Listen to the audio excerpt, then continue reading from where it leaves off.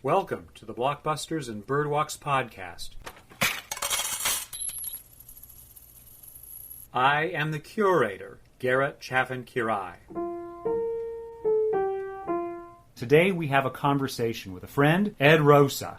That's me. Hi. My filmmaking partner and I have a YouTube channel, Toothless Richard Productions, where you can see a number of our short films.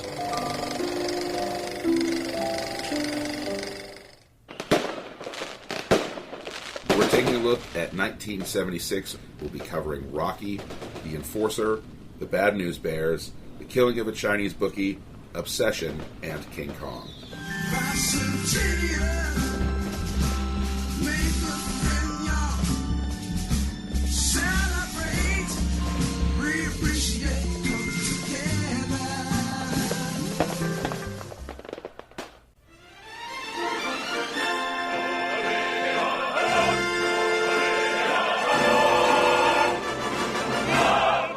Thinking back to your childhood, I'm guessing at some point, aside from your sibs, you had a best friend. And I'm thinking about my very first best friend when I think about baseball and youth sports. So The Bad News Bears overlaps with that because I began following this boy around to his games and practices in the early 1980s. And I'm also aware that I haven't seen the whole movie through until we agreed to do it, which is why I suggested we go after this. What sticks out in this movie as the memorable parts of it, the rough kid, who's the ringer, the super athlete, Kelly. Jackie O'Haley. The girl. And then the scene when the opposite coach beats his boy on the pitcher's mound. And while all three of those elements are present in the movie, they're much less important to the overall movie once you see it complete first to last. Right. What's your experience with The Bad News Bears? Maybe 20 years ago or so, when we had, in our little town here, we had a really nice video store that used to have a lot. It wasn't like going to, Video Depot or Video Library or Blockbuster where you were stuck just getting the major stuff. They seemed to have a pretty well curated selection of films by somebody who obviously was a film fan. Partially because this video store and an influential friend I had, I made the conscious decision that I wanted to expand my cinematic horizons, that there was a number of important films that I felt I needed to see. So what I did was I wrote the names down all on little slips of paper, and I put them in like a little Star Wars lunchbox. And I would just draw at random before going down to movie club and would rent whatever it was that had come up that I'd picked out. And I had pulled Bad News Bears one time because I knew it was a film of some significance. And that was the first time I saw it. So I was probably, late teens, maybe early 20s when I saw it the first time. I felt the connection to my youth with it, but I couldn't tell if it's because I had seen it before or if it's because this film is so very much of its time. Right. I did try team sports as a kid, wasn't very good at them, and so I never had the baseball experience that these kids had. I can recall going to birthday parties where the father of the boy sponsoring the party would have us go play baseball as like a little activity. Right. Hot dogs, Coke, go play some baseball, have some cake, presents, and go home. And I can remember that dad at one of these parties in particular. It's okay, Garrett, you can have extra pitches. Right. Because I couldn't make contact. And it was a whole thing. And just realizing this is, for whatever reason, my coordination, whatever I've got, it didn't happen until later in life. Right. And by then I was poisoned against this sport because it seemed to require something that I just didn't have. Yeah. Now, the movie itself, it is the story of a former minor leaguer who's played by Walter Matthau. That's our lead, Mr. Buttermaker. And he's kind of a mess. He's a broken-down drunk, smokes, and he cleans pools for a living. Yeah. He's been bribed by a man of the city council in Los Angeles to coach an expansion team of the youth franchise of boys' sports, Little League. And he's got a bunch of misfits. None of these kids are any good. None of them are coordinated. They don't really know how to play, and they don't really want to, but he's forced to do it because he needs the paycheck. He's like Wheaties in Bless the Beast and Children. He is! He's got the bedwetters. For in this world they have no boys. He's been bribed to do it, and he eventually grows a conscience, starts to recruit other young people, including this girl he has a relationship with, a Wurlitzer, and a boy who's a ne'er-do-well, Kelly, and eventually they become a competitive team, and they ultimately end up in the championship game that they lose. End of movie. But this, paired with Rocky, which of course comes out later in the year, your birth year, Ed, back to 76. Yes. These are the movies about sports teams that fail. People who can't accomplish their goal. Non-champions, who our society has remembered as a great lesson. I really enjoy this film. It isn't about baseball. It's sort of about, interpersonal relationships and sort of believing in yourself and kind of that there's value to things in life that maybe the majority of people won't agree with or acknowledge, but it's still there nonetheless. You mentioned that it's not really about baseball, and you're 100% right. Yeah. In other circumstances, I share with people the movie 42, the Jackie Robinson story. Right. And I ask often, is this a movie that can be generalized for a mass audience? And some people are like, oh yeah, because they recognize it's not strictly about baseball. Right. That's the surface, but it's really about deeper themes, about interpersonal relationships, society, and so on. But there is this hardcore group of people who can't get past the surface sheen. I don't like baseball. A movie about baseball is not for everybody, because it's not for me. This is stupid. Yeah. This man, this Walter Matthau guy, constantly, he's got his cigarillos. For the first half of the movie, his Black and Milds. he's working his way through six-pack after six-pack of Budweiser before he switches off to Coors. Yeah. It's very notable. At one point, he's drinking tall boys of Schlitz. He means business. That's malt liquor. That's not beer. He's getting after it, this guy. Yeah, absolutely. And he's drinking in the dugout. Everywhere, he's drinking constantly. Yeah. And he's the father figure that every one of these children lack. We know this overtly through this girl played by Tatum O'Neal when she was a girl, Amanda Wurlitzer. We know that she doesn't have a father. We know that Amanda's mother once dated our guy Buttermaker, and it didn't work out, but he has this relationship with her, which a couple of times he embraces her and kisses her, and it's got this weird chicken hawk kind of feel to it. That might be me overreading it, but it feels... I think, you know what? I think it is. I think it's just... It's the time we live in now. That we're worried about these Everyone things. is so, highly attuned to these kind of things. Once again, the film being of its time, I think that wouldn't have meant anything more than what it was in 1976. But now... It can mean so much more. Society seems so hyper-focused on, child predators. It's almost impossible to not kind of see that element in it, because you couldn't sit, even if you didn't, you couldn't sit in a room with people and watch this and not have somebody bring that up. That's right. And here I am bringing it up with you because I did see those symptoms. On the other hand, the best rapport of any two characters in the movie are those two characters. Absolutely. He does deeply care for her. She deeply cares for him. He wants to be the father figure that she needs because he knows that she can walk a path that's not good for a young person who's developing, himself as the example of what can happen when you have dashed hopes and you lose ambition. And for her, she recognizes that he's a lonely crust. But he's that formation of adult manhood for every person on the team. All the other boys also have screwed up parent figures. So when you think about the movie as baseball, that's not the half of it.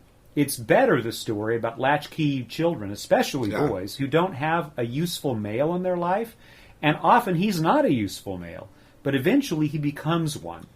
Even though he's as competitive as the other adults are about wanting to win, wanting to win, eventually that point of view softens a bit and he becomes more family organized because these children are his kids. Yeah. The alcoholic loser is the only one who can see that these kids have value beyond their ability to swing a bat or throw a ball.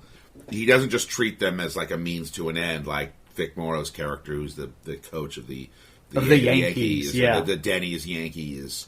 I guess that's part of why this movie resonates with people.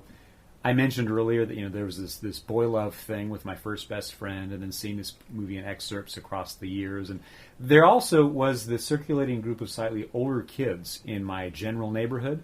And for a while, I was kind of a mascot. That little boy down the way, they would kind of cheer on or let me be part of their activities. I was that kid until we all aged out of that relationship. Yeah.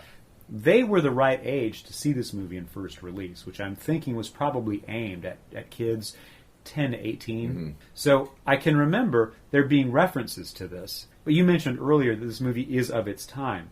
Symptoms of that. The haircuts. Oh, yeah. The big boat-sized cars. Yeah, the fashions. Totally. All of that stuff is always satisfying when we go back to the 70s to this guy. But also the casual quality of accepting the overt alcoholism of our lead. Oh, yeah. I loved it. I don't know what's better or worse, and I try not to be like, the Grandpa Torino, get off my lawn type as I age. So I'm always like, I'm always hesitant to like, things were better back then. Yeah. To fall into that kind of that mode of thinking, but at the same time, that was one of the little notes I wrote down. It's like how many just like little pieces of like minutia in this film are things that would be like anathema to people today. There's only one scene in the film where even attention is really drawn to the fact that he drinks a lot. And that's when he passes out on the pitcher's mound. Right. And then the kids are just like, let's keep practicing. Well, there's one other moment where it's pretty sharply drawn, because there's this loudmouth boy on the team, Tanner. Yeah. This little blonde kid, he's toothy and he's undersized. Real Napoleon complex, this kid. He's kind of a hot mess, and he's always wanting to have a fight. And he would lose his job now for espousing those racist viewpoints. We keep playing like this, we'll be the laughing stock of the league. Well, what do you expect? All we got on this team is a bunch of Jews, spicks, niggers, pansies, and a booger-eating moron. And that scene, when Buttermaker, he passes out on the pitcher's mound during a practice, later on, I think it's after the first game, he realizes he's out of step with these boys who are deeply sad because they really cannot compete in this league. They have no skills. And he tries to rally them, and, Tanner says, "Look, you crowd, just get back to your beer." These children are fully aware of what this man, who they want to admire but don't, is actually committed to. It's very good, because kids are not dumb, they're ignorant. It doesn't mean that our boy turns around and gives up the drink. It just means he realizes he's got to cope a bit better and become a little more open to these boys and give them something, which is the reason why he was hired, his skills to promote baseball. He also realizes partway through that he was just a shill. He was paid off by the city council member father to start the team, but then they want to just quit and let it wash out so that the city council member's son would know what it tastes like to feel failure and stop bellyaching about how he wants to be on a team. Right. But of course, these mismatched parts, screw it, we're going to learn one thing here, and that is to put up with our own failings and complete a task. That's what I call Hollywood magic. Yeah. Because so few people in life actually possess the ability to do that. Well, so the reason why this is great as both a wonderful. baseball story and then a societal symbol or a metaphor for how society works is that it allows the superficial aspects of sport to be the way to negotiate these things in an artificial way that real life seldom offers. And so that's a convenience. As you say, it's Hollywood, baby. Yeah. The other part Movie magic. of how this works, and we've drawn our attention to some of the fashion, the textures that people are wearing, all the oddness, which is kind of ridiculously cool to you and I. Yeah. I know when the movie was released, it was partly marketed as, this is a showcase of how real children behave. Yeah. And I think that's kind of correct. Yeah, I found it to be totally accurate to how, kids are assholes. And they're potty mouthed, right? And they learn it from the adults in their lives who are also assholes. Parenthetically, I spent my 5th grade year, and by that point I was a very obese boy, had no athletic talents, and me and the other obese kid, we found a bond. We became besties, you know? And we would hang out all 5th grade during every recess and lunch break, just conjugating fuck. Right. That's all we did. How can we use fuck as a noun, as a verb? Fucking. Oh, that's a good adjective, and that's all we did all year long. That's exactly the age of these kids. And so that strikes me as perfectly resonant when they sound off a bit and use those foul words, or they shove each other around because they're establishing kind of a pecking order of dominance. Right. They themselves understand who the nerd is because that kid's defined. They know who the dummy is because that kid's defined. They know the 2 immigrant kids who don't speak English because that's defined. They know that there's the black kid who admires Hank Aaron. He knows about being involved with Islam. And they don't make fun of him on all of those things, which I thought was interesting. I thought there were going to be a lot of low jokes about the black kid who wants to play ball but doesn't seem to understand which way is up. But no, that wasn't what was happening. Right. In other words, the movie is pretty fairly minded about realizing children, like the adults who assembled this movie, see differences among people, and they can be remarked on. Yeah. And that's not offensive on its face when there's a peer group thing that's happening and you have to form a team. Again, the artificiality of sport. Another method that does this in movies is a war movie. You got to build the squad to go assault the bad guys and win the war, right? Or whatever it might be. Same thing. Buttermaker agrees he'll come back next season and coach them all over again, even though they've lost. Right. What a weird message. There are narrative elements that we watch and respond to, but then something else will happen in the very same narrative that doesn't make sense. A clear example in this movie, There's a point late in the season when Amanda's arm, she's the great pitcher. Yeah. And Tatum wouldn't even seem to be able to throw a ball super well. Yeah. Like they have a point of view camera right behind her on the mound, and man, that girl's zinging it. Yeah. It's clear that playing the game has worn down her arm. She's icing it. She's in trouble. She needs backup. And she also is trying to figure out how to make this man, Buttermaker, be the father figure she really does want. She's hooked him up with her mother for a second round of dates. Right. Look, Amanda, you're a terrific kid. You shouldn't be hanging around with me. I mean, I'm an old, broken-down, third-rate ball player. I like to drink too much. I like to smoke my cigars without anybody bothering me, including you. I'm happy that way. I'm a bum. No, you're not. You taught me how to pitch. You taught me how to... Ah, damn it! Can't you get it through your thick head that I don't want your company? If I did, I would have looked you up 2 years ago. I wouldn't have waited 2 goddamn years. She walks away crying. It cuts back to him in the dugout, and he's crying. He was so nasty to her to force each of them into tears, and there was never any conciliatory passage where they have a little bit of dialogue, and he's equally mean to all of the other boys during the game until he softens in the very last inning. So abuse meant something different in the 1970s.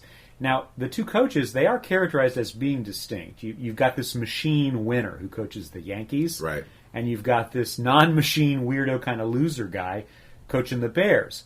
However, each of them are verbally abusive to their team in very much the same way. So I suppose my objection, that incoherence I referred to earlier, has to do partly with they're not adequately differentiated in how they behave towards the children that they are shepherding until Vic Morrow's bad coach hits his own son. Right. And then the son reacts wonderfully, purposefully blowing a play to allow a run to be scored, and then walks off the field. Right. That was that singular image that stayed with me from my youth, and only seeing glimpses of this movie.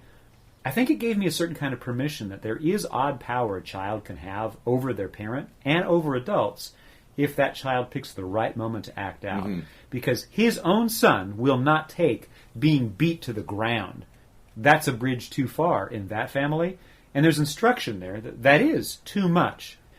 A different thing about the age that this movie is, we've discussed the cursing of the children, we've discussed the odd behavior of adults.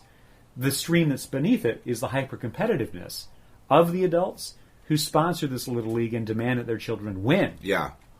We do recognize that youth sports are often the way that adults who were once something are using children to dress up some of their memories of youth. Right. And to capture something that they missed, either because they weren't good enough, and maybe one of their kids will be, or that they literally wish they had done their childhood differently. Yeah, and I find it to be one of the more despicable elements of American society. I don't know if other countries have anything like that, but I was literally reading an article about this very subject a couple of days ago, where apparently they're having a hard time finding people to referee youth sports because the parents are so abusive and combative.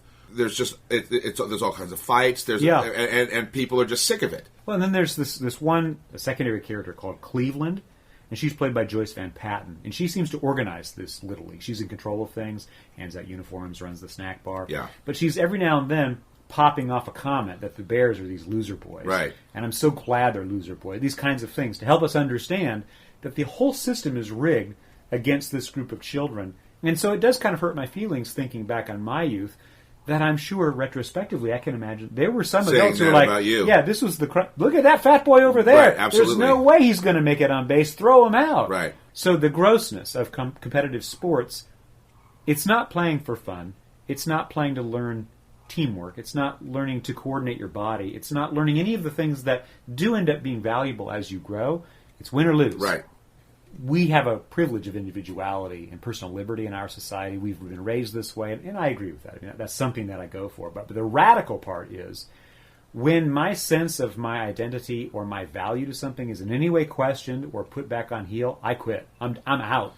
So when I'm involved with a team, and there's like this team dynamic, everybody's doing it, you need to do it too. But nope, I'm not doing it. Just on principle. Even if I agree, I can't stand it. That's the radicalizing thing. Right. The odd thing about the Bad News Bears is that they are never really asked to give up their weird edges of being individuals. Yeah. Accidentally, all of their odd skills and mishaps both help them and hurt them, but our boy Buttermaker doesn't sand it all down. And though these children are a little bit unusual when we look at them through the lens of 2022, but this one resonated because I think a lot of children saw themselves in these kids. Yeah. That they're not always going to win. That sometimes there is the fat boy who doesn't want to run. He'd rather Right. have an Abba Zaba while hiding out from the team and not running laps. That there is the Latino kid who struggles with English. That there is the black kid who clearly understands, I'm not like these kids, but I want to be with these kids, but these kids are jerks, but sometimes they're cool. All of that stuff is here. Yeah. And that's how I remember parts of youth. To roughly turn to product placement, I didn't know Pizza Hut was such a prominent thing in the middle 70s, but there it is. It sponsors one of the sets of jerseys. They go have dinner there. Yeah. McDonald's, of course, I've known about McDonald's my whole life, but they go there. Yeah. The point.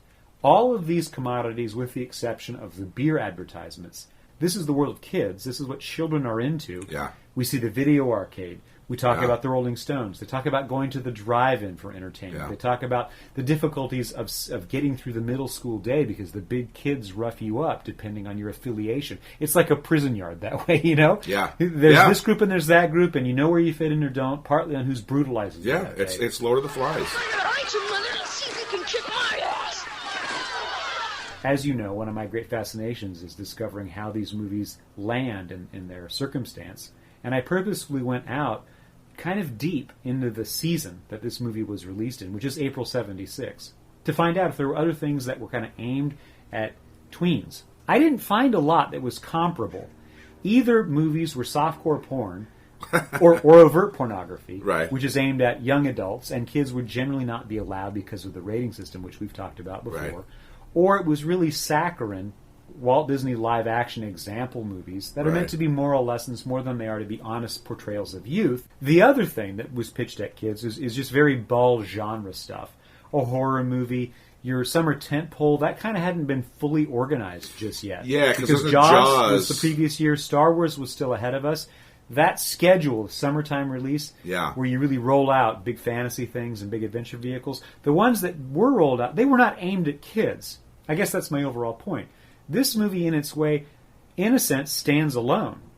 As an example, I can report to you that beginning in February, and this rolls up through the season, Taxi Driver and The Killing of a Chinese Bookie were, to my taste, big releases from the month of February. Right. Those are pretty big movies. Yeah. Not aimed at kids. Not aimed at kids. There wasn't much at March that caught my fancy, retrospectively thinking about film studies, as I do, or that was aimed at kids. We get into April, some big releases, All the President's Men, Family Plot, Alfred Hitchcock's Swan Song, and Eat My Dust, starring Ronnie Howard. Yeah. And that was aimed at kids. But All the President's Men, huge, great movie for adults. What kid wants that? Yeah. Family Plot, Hitchcock, blah. Yeah. We get into May, you get Grizzly, a direct... Okay. like Jaws copy. Kids probably aren't going to be allowed to see that if you have responsible adults running the ticket counter. And then as we get into later May, Drive-In, which is kind of it's another youth-oriented movie, but it's not this age of youth. These are teens going to the drive-in with mishaps. June, you get Silent Movie. That's aimed at kids. As a kid, I grew up on Mel Brooks. My parents, for better or worse, introduced me to Mel Brooks films when I was real young. Ed, my boy, here is your formula, and here's Blazing Saddles. Yeah, right. And I took to. I think History of the World Part 1 was Right. was the first one because I think that came out in like 81, so Yeah. it was on HBO right on the time I had. But I, in fact, he's really thinking back on it. He's the first filmmaker I was aware of that these are his movies. Yeah, that he had a stamp. Right, and I actively sought out his movies. So even though so many of the jokes in History of the World Part 1, for example, really are not for kids, they also are filthy in a way that like most kids aren't actually going to get, but there's still something about the comedy that like resonates with kids. Well, they do teach you about the cultural moment. This is on my mind because I have a 10-year-old, and she's just now switching from regurgitating funny things that she hears to inventing original humor, which just blows my socks off. Right. So I'm imagining Silent Movie would have been a thing that kids who saw Bad News Bears, they would have enjoyed later Yeah, that summer. absolutely. But there's not a lot in between. Later in the summer, you get Logan's Run. That would have been Awesome. teenagers Awesome. and young adults, probably not 12-year-olds. Then you would get The Omen. That would scare the snot out of a yeah. certain 12-year-old, but it's worth seeing. Absolutely. That would have been teenagers, young adults. You would get The Outlaw Josie Wales with handsome Clint Eastwood. That's really more for young adults, not really for kids. Yeah. And it closed out the season, to my taste, in July with Future World. again, that seems to have sort of the fantasy element of that tentpole movie that's not quite landed. Right. That I think kids aren't going to go for. They'll understand an out-of-control drunkard adult who's nonetheless shepherding kids who throws a beer and curses a bit, but they're not going to understand machines that murder children or adults. That's not going to be okay. Yeah, and I don't think kids are really going to get the Richard Benjamin thing until Saturday the 14th comes out a few years later. It takes a little while to enjoy. That's a sweetener for later life. So I didn't really enjoy this movie thoroughly, start to last, except as a lens on thinking about how children's stories were expressed in 1970s movies, recognizing now there were not a lot of these stories. And this one is groundbreaking, I think, partly because it was self-aware enough to market. I think it's on the lobby arts. This is how kids really are. Right. And the other upside of this really does come from Tatum O'Neal. She emerges almost like she's fully formed Athena from Zeus's skull as this brilliant young performer. Yeah. And while I think all the kids are uneven in this movie in terms of their ability to deliver lines and emote, there's enough impact when they do land that it's quite good. But she's a girl in a boys' sport, in a boys' league, and that's pointed out, but the boys don't get all... The rule book says there can't be a vagina-having player on the field. In a way, that's really congruent with our present moment of worrying about trans rights. There's an overlap here. Right. The boys, and actually she announces this when they're trying to recruit Kelly to the team, the super athlete boy. She says, if the kid can play, let him play. Yeah. Now, some thoughts from Ed.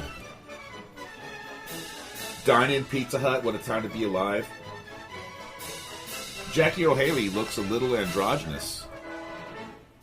Engelberg, classic victim mentality, nothing is his fault. Bizet would be honored. As far as I know, Carmen is sort of... It's a story about like a dude and a prostitute.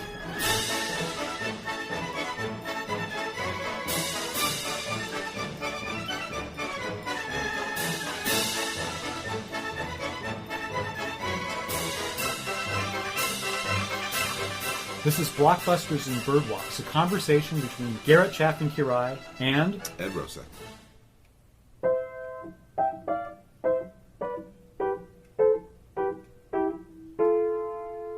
Boop boopity doo.